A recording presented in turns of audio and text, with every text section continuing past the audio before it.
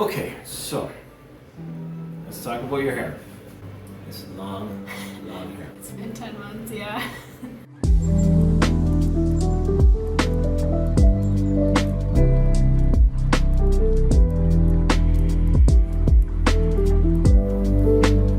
Now, you had mentioned that you wrote a paper, Yeah.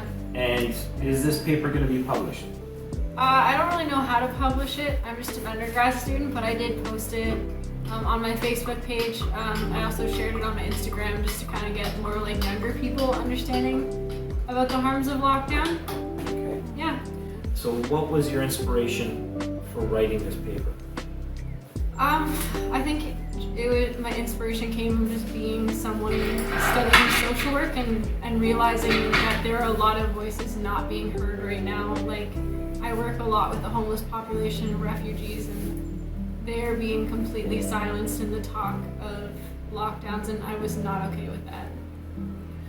How do you feel about the fact that people can't donate clothing and donate things that, you know, homeless or needy people actually need? It drives me nuts. I feel like it's just another way that we aren't taking care of the vulnerable. Like the fact that I think it was thrift stores that were deemed unessential services. Yeah. And I'm like, hey, that's where like people who are poor are getting getting clothes for their kids. Like winter clothing is not cheap. Like getting a winter coat or like proper winter boots, like that's not cheap to buy new. So like, oh, it drove me nuts when I found out that like thrift stores were closed. It's like that's where struggling families are getting clothes. Like I've gone to thrift stores because like I couldn't afford to buy things new. Yeah. So yeah. Yeah, it's a little bit unnerving Yeah. to see what's going on.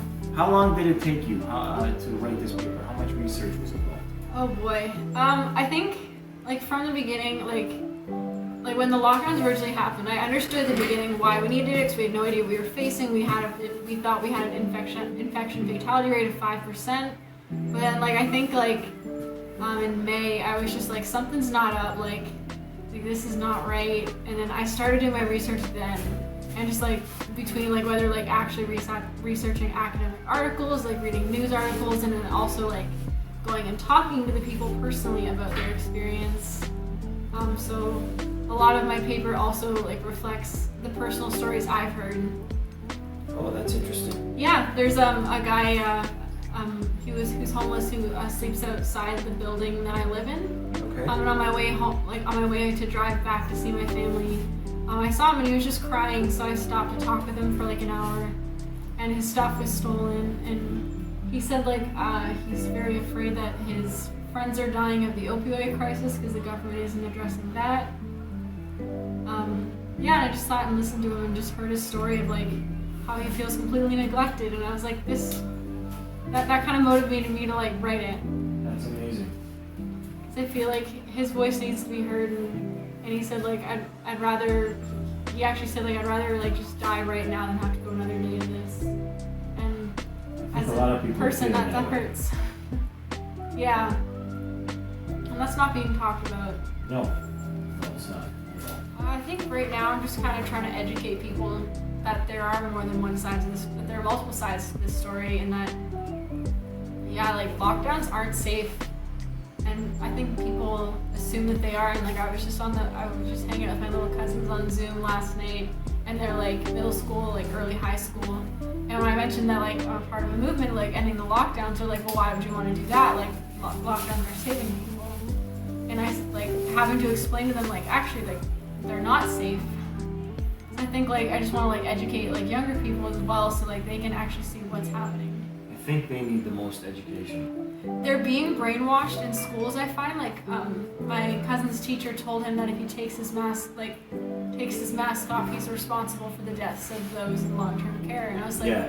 that's Isn't that so horrible? wrong. Yeah, I'm like, why would you subject a 12-year-old who already has an anxiety disorder to feel that false sense of guilt? I'm like, Yeah. a kid shouldn't feel like a criminal and like a murderer for needing social interaction. Yeah.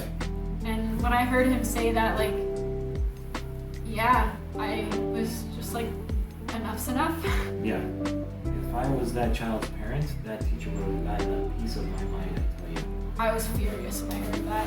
I was trying to explain to him like summarize kind of because he's 12 and so I couldn't really explain the ins and outs of like infection fatality rate and all these things. But I was just like, it's actually not as dangerous as people are making it out to be. Like, yes, like it is real. Like COVID is real and like we need to protect the vulnerable. But I said like you're not gonna die from this. Yeah. And he's afraid that he's going to. Yeah. And that to me, like the fact that Doug Ford can go online and say, Tim Hortons makes a great breakfast sandwich. or eat your cherry cheesecake. Yeah. And like the fact that he can go on and say like I will not put any child's life at risk. It's like no, you're putting thousands of child's Every life. child's life at risk. Yeah, like not even youth suicide has been growing for like since the pre-pandemic, but now we have child suicide of like people under the age of 12. And, like that should be alarming. This should never happen. Yeah.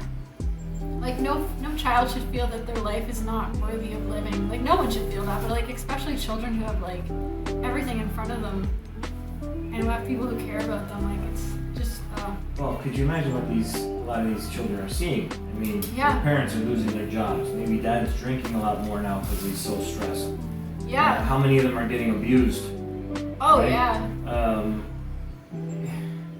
It's just, it's sickening.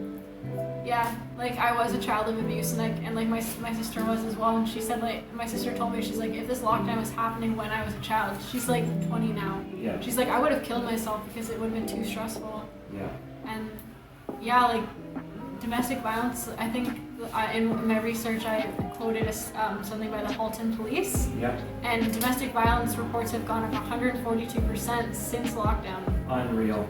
And I'm like, why is this not being talked about? And like you see all these like feminists online like talking about feminist issues. It's like if you're a feminist, why are you okay with lockdowns? Yeah. And like I think everyone forgets that like the federal government, like ministers make $250,000 in salary, and like it gets worse. Like on April 1st, like after we've already declared the pandemic, they all gave themselves raises. Yeah. I'm like, is no one talking about that? Well, people are trying to talk about it, but then they're getting silenced. We're fact checked. Yeah, we're fact checked. I like to call fact checkers like yes, they check the facts and they take the facts down. Yeah. Yeah. Yeah, that's a fact. Okay, then get rid of that. Yeah. Oh, that's a fact too. Get rid of that one. No, we gotta Yeah, have that's that. literally what they do. We can't have too many facts Yeah. because then people might open their eyes a little bit. So, do you have any other papers in the works? I just have ones that I actually have to do for school now. Right. I kind of like, I don't know, like all the papers they were telling me to do for school, I was like, this isn't important and like, this isn't urgent, so I'm gonna take the late penalty and just Right. Do the important one first. I'm like, as much as I'm not getting credit for it, this one's more important to me, and I think it's probably my best one. Awesome. And like, it's the one I felt most passionate about. Yeah. And like, I just felt a sense of relief after like posting it. So I was just like, this needs to be heard. Brilliant. And like, it was the first like work I've done as a university student that I was proud of. Really? Yeah.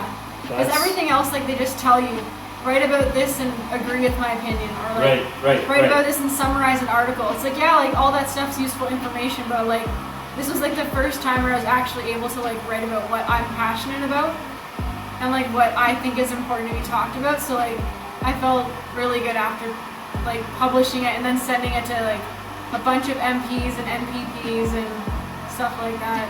And have you gotten any response yet? Yeah, I've had a lot of people comment saying like, thank you for posting this, like this actually helps. One girl said that me posting that like helped her feel like she's being heard with her mental health struggles. Roman Baber he also liked it as well.